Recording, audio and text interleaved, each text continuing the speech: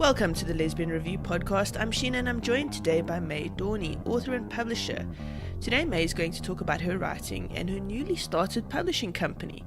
May, thank you so much for joining me today. Thank you for having me. It's going to be a blast, I'm sure. So you write spec fic and fantasy. And how did that start and why such a small niche in the lesbian fiction sector? Yeah, I like making things hard on myself. I grew up on spec fic. My dad read science fiction to me as a child. I grew up on stories that were just epic adventures and not a lot of romance. And I loved those stories. Everything in me was shaped by those stories, so I couldn't write anything but that, really. Your first novel came out with quite a bang. Survival Instincts was widely loved, including on the Lesbian Review. So tell us a little bit about that. About the fact that it came out to such a shockwave of success, I don't know. No one was more surprised than I was, I think, because I had prepared myself for, well, you're releasing something in a very tiny niche with a lot of blood and gore, and not everyone's going to like it, and then everybody liked it. So yeah, I was very shocked about that. It just shows, though, that there's an appetite for it. There is, which is good, because then I get to write what I really love to write, and that is just really weird, gritty fiction that won't leave you comfortable. Which I think is great. I mean, I think we need more of that. So I have this term incidental lesbian, right? Which is what I want to see more of in lesbian fiction. It's basically a lesbian who just happens to be a lesbian. So it's not, the story does not revolve around her being a lesbian. It's just, like she's a brunette, she's a lesbian. Okay, so she just happens to be. So would you say that your books, because they spec fic and they're fantasy and they're less romance than, traditional romances, would they classify as having the incidental lesbian in them? I don't think, no, never say never, but I don't think I will ever write a book with a accidental lesbian in it or bisexual woman in it.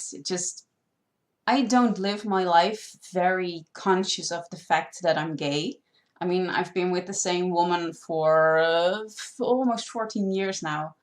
It is not a huge part of my life, other than the fact that sometimes people remind me of the fact that I'm in a relationship with a woman. And I sort of transfer that to my characters without even trying, I think. I think that that's really important because as lesbians come to terms with being lesbian, we need to see more stories that reflect our day-to-day lives. And I'm not saying Survival Instincts reflects our day-to-day lives, but maybe. I hope not. But I hope not. I hope it never reflects our everyday lives. But having said that, the mere fact that we're seeing lesbians who just happen to be lesbians and it isn't their sole identity is really important to see the sector grow. Okay, so let's talk about your publishing company. So you've just started a publishing company. This is very exciting. So tell me about it. It is. Yeah, it's very exciting. I started it in January, I think. Originally, it started, of course, with the idea that I wanted to self-publish at least a portion of my books. And I figured I'm figuring this all out for myself, how it works, and I'm setting up all these structures and I'm building all these bridges with people and review sites like yours, and I'm doing all these things that other people could benefit from. Why not have them benefit? That was really the idea behind it, and it's been picked up well, and I'm reading a lot of awesome manuscripts and working with great people, so I'm very blessed. So we're going to see some other authors joining your publishing company soon.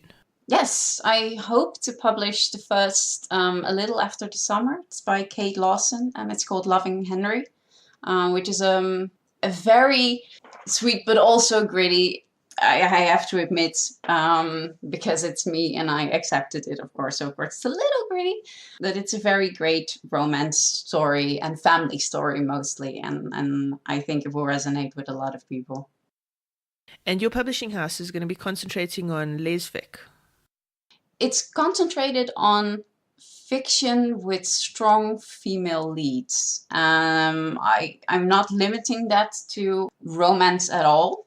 Manuscripts don't even have to have a romance element in them at all, and I honestly don't care or about the type of romance there is. If there is a romance, I care about getting more books with really strong female characters out into the world. That's kind of interesting. Why all of a sudden?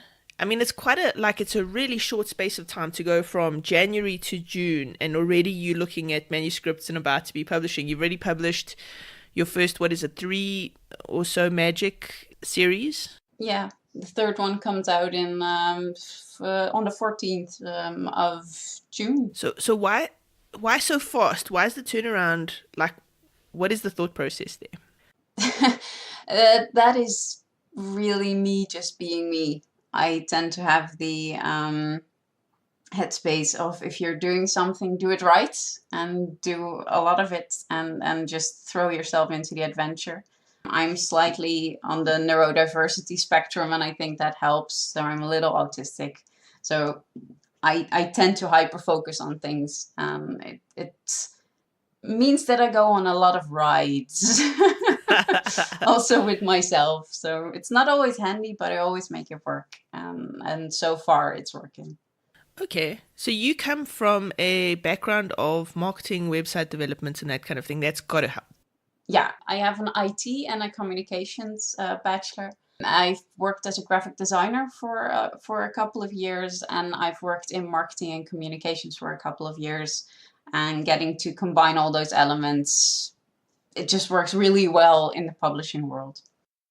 Okay, so if somebody wants to send you their manuscript, what are you looking for? I'm looking for strong female characters. Of course, I already said that. I'm looking for a story that is innovative and a little on edge. I don't mind stepping outside of the romance genre at all. It's what I write as well, so it makes sense. I am looking for something new. I think that is what's really important. I'm looking for new perspectives, new voices. And when I say female focused, I mean self-identified female focused. Trans women totally fine, or even people sort of not entirely sure where they fall, but I want the positive representation out there. Nice. Okay. What's the biggest writing mistake you made, and what did you learn? um, that's a good question. I think that my desire to do a lot of things at once and do them quick is probably also part of my downfall, because it means having a lot of very, very, very long days. That said, I've learned a lot from the fact that I suddenly had to do a lot, and how to motivate myself through that, and get enough sleep and maintain a relationship. But if I were to advise someone to do it, then maybe this is not entirely the easiest way to go into publishing. But if you can make it work, make it work. Absolutely. I think the best thing to do in any of these things is just to do it. Exactly. You just make sure that you get your deadlines eventually, and if that means a lot of long days, then do it. As long as you put out quality work, and you get to be nice to people anyway, even when you're cranky, and even when you are running on little sleep and little food, and you haven't been all that engaged with the rest of the world. Just make sure that you get to be nice to other people online, in real life. Go out anyway, even if you think you have a deadline. Just spend some time outside of work as well. I think that's really important. So when you say be nice to people, I mean, it sounds like you're speaking, there's something there. What is it? No, I think maybe that is a spectrum thing as well, but I because I hyper focused a lot, I tend to get caught up in my work a lot, either in the writing or everything around it, and I tend to have to remind myself that other people are really important in your life, and not just online but offline, and you know, all those things. It's sometimes a challenge to combine all the things. I believe that. I struggle with the same thing sometimes. I have many balls in the air.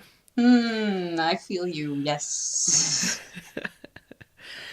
What would you do again, and what do you recommend that others do too? Write your own voice.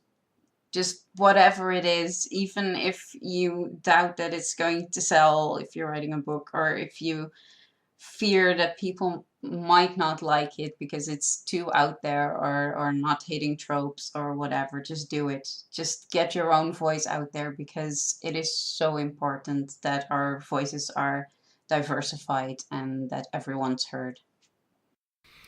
I agree with that. Now, what do you say though to people who are doing that, but they're not reaching the market that they hope to? There are, especially if we're talking about books, there are a couple of things that are more important to selling books than the content. And that is an epic cover, that is a very strong blurb, that maybe does cater to the few tropes that you do have in your book, and then it can be completely outside of that norm while they get in the book, but then at least you've sold the book. And of course, the marketing part of it. That is stupendously important. Yes. Everything in bookselling is marketing. And that really means not shouting, "Here is my new book" off the rooftops, but that means engaging people and being available and being open and being supportive of your readers and fostering that reader base. Okay, so if somebody's listening to this now and they've got a book out and the book's not doing particularly well, what is the very first thing, the first thing you would look at? Cover. Make sure the cover hits your target audience. And lesbian is not a good enough target. If you're writing spec fic, you need to make sure that it screams science fiction, or fantasy, or urban fantasy. And if it is weird urban fantasy with a sci-fi hint, then it needs to hit that trope specifically in the cover as well. Cover is so important. You have like 6 seconds, I think, before someone decides if they are going to write or read the book based on the cover.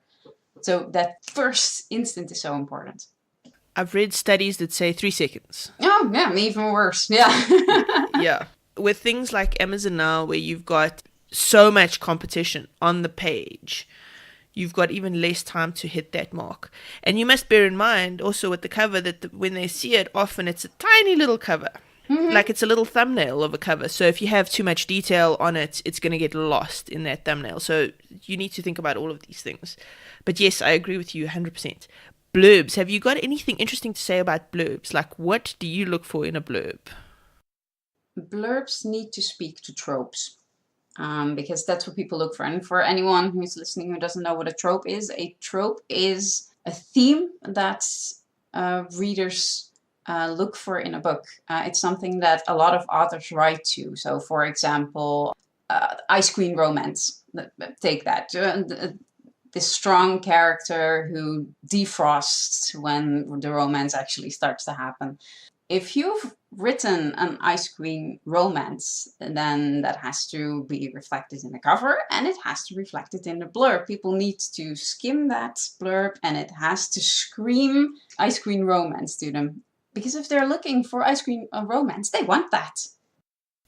And they don't necessarily know the term is ice queen, but they know that that's what they like. They like the cold, aloof, probably older main character who is then, actually opens up to the naive, slightly younger woman kind of. Yes. Exactly. Totally get that. Don't only write down this is an ice queen romance, because a lot of readers, like you say, don't know that. But if you do use words like, okay, Joyce is a very aloof, blah blah blah, very successful businesswoman, blah blah blah, very busy, no time for romance. But until her young assistant comes into her life, and then I go, now I know what I'm gonna read, and I want to read that because I love that.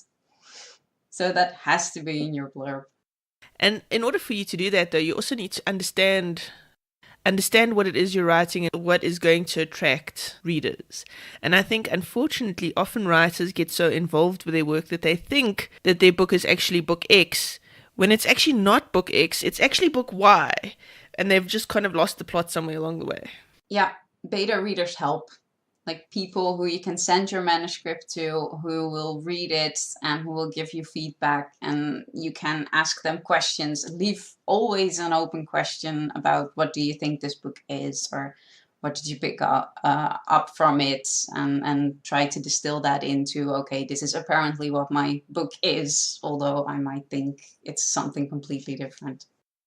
Covers, blurbs, beta readers, right? You're in the publishing business now, so like which of those is are you responsible for as the publisher and which is the author responsible for?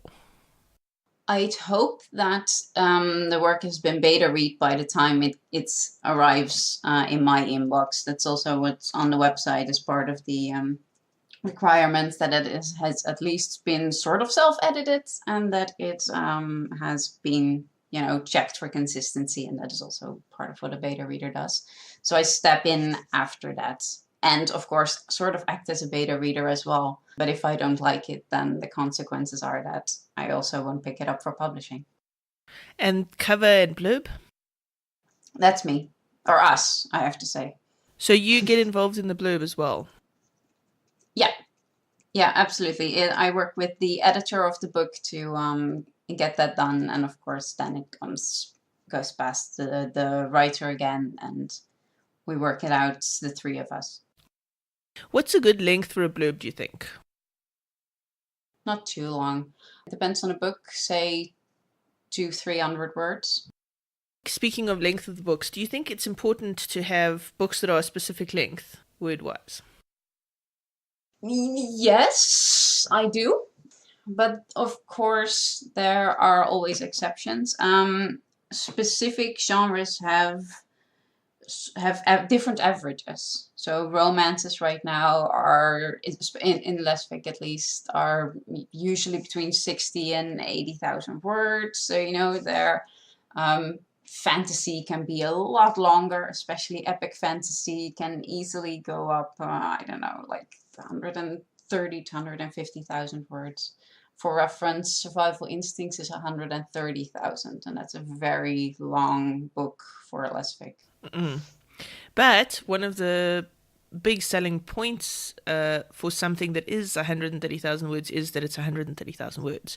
There are people who literally don't want to read books that are less than 100,000 words. Yeah, yeah, there definitely are, and I think some will go a little bit lower.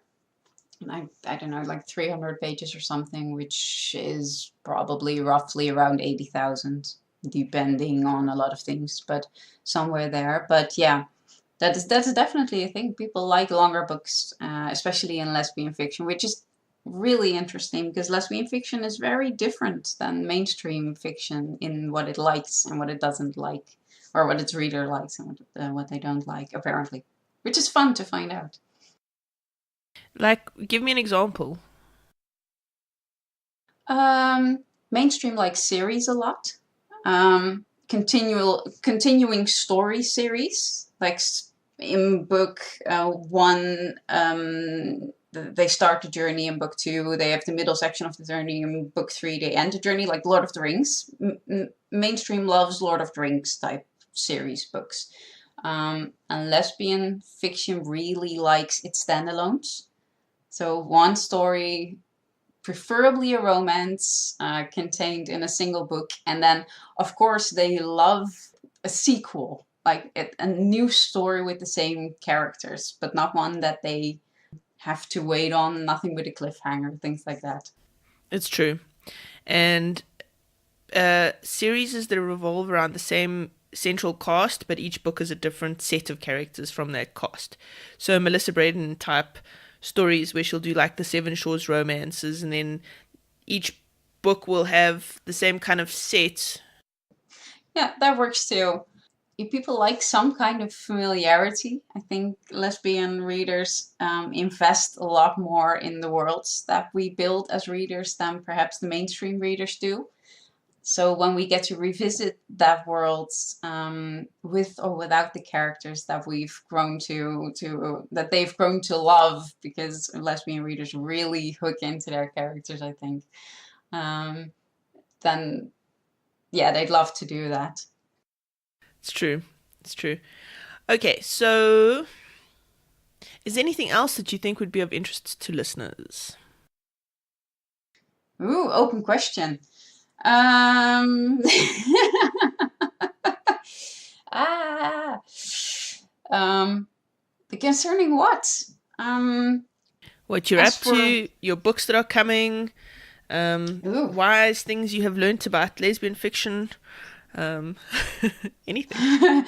Ooh, books coming out. Well, Stolen Magic is the latest one, I think, and I'm ending that series in the next book, although there will be a short story in September. And then I'm starting a new series that will carry me through the rest of the year, I think, which is a young adult supernatural type story with angels and demons, and it should be very interesting, right? I think. Nice. Okay, so give us a quick rundown on what Survival Instincts is about for those who haven't read it. Yes, if you haven't read Survival Instincts. Survival Instincts is about a post-apocalyptic world. There's been a war and the world got all kinds of messed up. And we've moved ahead a couple of 100 years to find Lynn, main character Lynn, and her dog Skeever traversing this world and trying to stay alive, when she comes up on a group of settlers who have taken up residence in a building in New York, which is now leveled, of course. They realize that she has something to do with the death of one of their own, and they send her on a mission to um, well, deal with that, basically. And it's a whole thing. She ends up with a guard called Danny, who, of course, sparks fly after a lot of fighting and arguing and a lot of almost getting killed, basically. Nice. And your other series? The Veil Chronicles revolves around. It's a world where magic is real, of course, but hidden from average people. But people with magic know that magic exists. And a special type of mage is born, a wild mage, someone who can do something no other mage can. And usually they die upon manifestation. So when they evolve their powers, when they get their powers, this one didn't. And now the opposing sides of the magical world all want to control her and her powers, because she has the power to end the war that is taking place in the magical world. And of course, there is a bit of romance, but there's also a lot of non-romance in the books, and a lot of characters who together make up the fabric of this world and who teach you about all the different parties in this world, or groups in this world. All right, so where can people find you online, especially your publishing company for authors who want to submit? Yes, it's called EOS Publishing, EOS, like the goddess, Greek goddess. You can find me at eos-publishing.com, or you can Google it. It will come up pretty high, so you should be able to find it. Or go through my website. I also have a link through there, which is maydawney.com, which is much easier. And I am everywhere. Also with EOS, just type EOS Publishing into any social media and I should come up right away. Fantastic. Thank you very much for joining me today, May. Thank you for having me. This has been the Lesbian Review podcast. I'm Sheena and I was joined today by May Dawney. You can find links to the books we discussed in the show notes, along with links to other fun things like where to find May online. If you enjoyed this podcast, then come and talk to us on the Lesbian Talk Show chat group on Facebook. Email us on podcast@thelesbiantalkshow.com or follow us on Twitter @lesbiantalkshow. You can also join our community of patrons and get exclusive content. You can go to patreon.com/thelesbiantalkshow. The link is in the show notes. That's all for this week. Bye. Bye.